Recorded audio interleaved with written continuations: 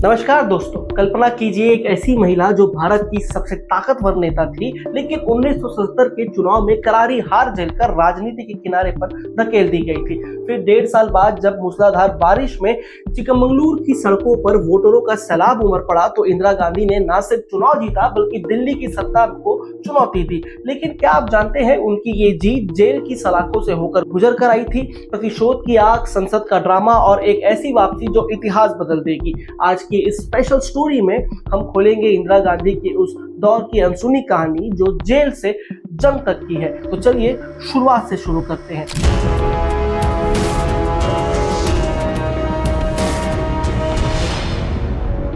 दोस्तों, 1977 का वो चुनाव याद है जब इंदिरा गांधी की कांग्रेस को करारी शिकस्त मिली थी। इमरजेंसी की छाया में देश ने उन्हें सत्ता से बाहर फेंक दिया था, लेकिन इंदिरा गांधी वो शख्सियत थी जो हार मानने वालों में से नहीं थी। 1.5 साल बाद 1978 में उन्होंने कर्नाटक के चिकमंगलुरु से लोकसभा उपचुनाव लड़ने का फैसला किया। वोटिंग का दिन था, आसमान फट पड़ा, मूसलाधार बारिश हुई, सड़कें कीचड़ से लबालब भरी थी। लेकिन हुआ क्या, 3/4 वोटरों घरों से निकले इंदिरा के लिए वोट डालने।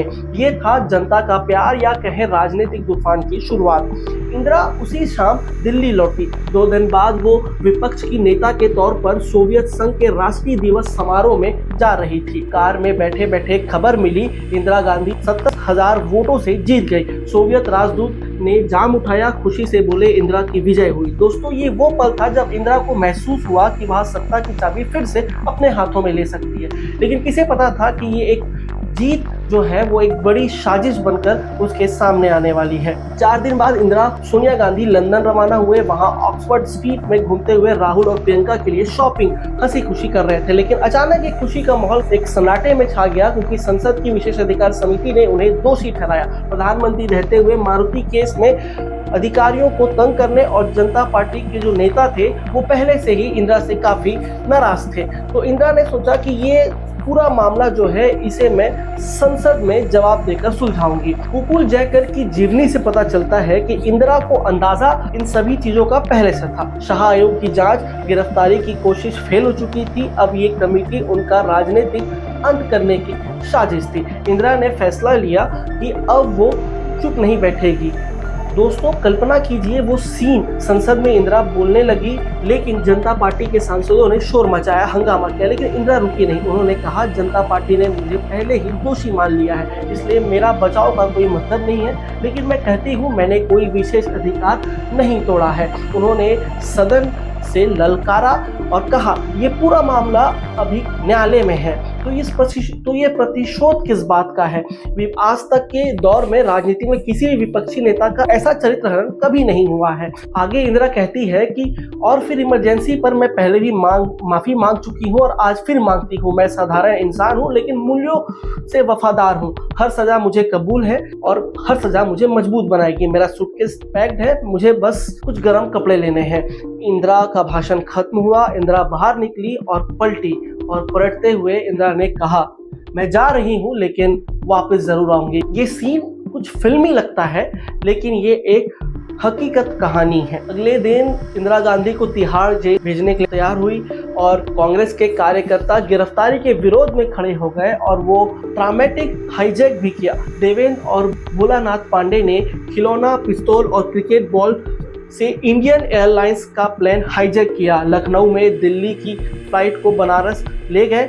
मांग इंदिरा की रिहाई और संजय के केस को वापस लिया जाए। 2 साल बाद दोनों को कांग्रेस से टिकट भी मिल गई और दोनों जीत भी गए। तिहाड़ में इंदिरा को वही सेल मिली जो जॉर्ज फर्नांडिस को मिली थी। दिनचर्या उनका एकदम साधारण था। सुबह 5 बजे उठती थी, योगा करती थी, व्यायाम करती थी, दूध पीती थी, सोती थी, किताबें पढ़ती थी और नॉर्मली चटाई में सोया करती थी। उनके पास एक कंबल थी और कोई तकिया या गद्दा नहीं था। अगले दिन राजीव और सोनिया उनसे मिलने आए। इंदिरा ने पोते पोतियों के बारे में पूछा। राजीव ने कहा प्रियंका आना चाहती थी। इंदिरा ने मुस्कुरा कर कहा कि अगली बार आओगे तो उसे लेकर आना। नेहरू परिवार में जेल जाने की परंपरा है। अगले मुलाकात में प्रियंका उनसे मिलने आई। जाते जाते इंदिरा ने सोनिया गांधी को कहा कि चरण सिंह को मेरे तरफ से फूल और जन्मदिन का नोट भेजो। दोस्तों, यह राजनीतिक चालाकी ही थी। जनता पार्टी में फूट डालो और राज करो। चरण सिंह और मोरारजी देसाई दोनों के बीच सब कुछ ठीक नहीं था। इंदिरा ने सोचा कि चरण सिंह की महत्वाकांक्षा को भड़काओ और फिर राजनीतिक फायदा उठाओ। शायद फूल उसी का हिस्सा भी था। जेल से बाहर आते ही चरण सिंह का पत्र इंदिरा को मिला। पत्र में पोते के जन्मदिन का निमंत्रण था। पुपुल जैकर की किताब में पता चलता है कि चरण सिंह के घर पहुंचते ही इंदिरा का स्वागत चरण सिंह और उनके पत्नी द्वारा किया गया। मजेदार बात यह है कि इस आयोजन में मोरारजी देसाई भी शामिल हुए थे और मोरारजी देसाई और इंदिरा गांधी एक ही सोफे पर बैठे थे, लेकिन मोरारजी देसाई असहज महसूस कर रहे थे, बात तक नहीं कर पा रहे थे। इंदिरा ने चरण सिंह से गर्मजोशी से बात की, बच्चे को आशीर्वाद दिया और चली गई।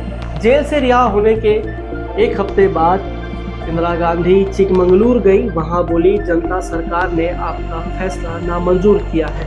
उसके बाद क्या होना था?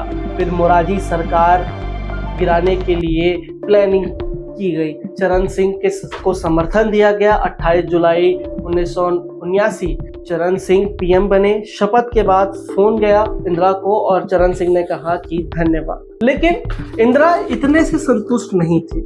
इंदिरा की ख्वाहिशें बहुत बड़ी थी।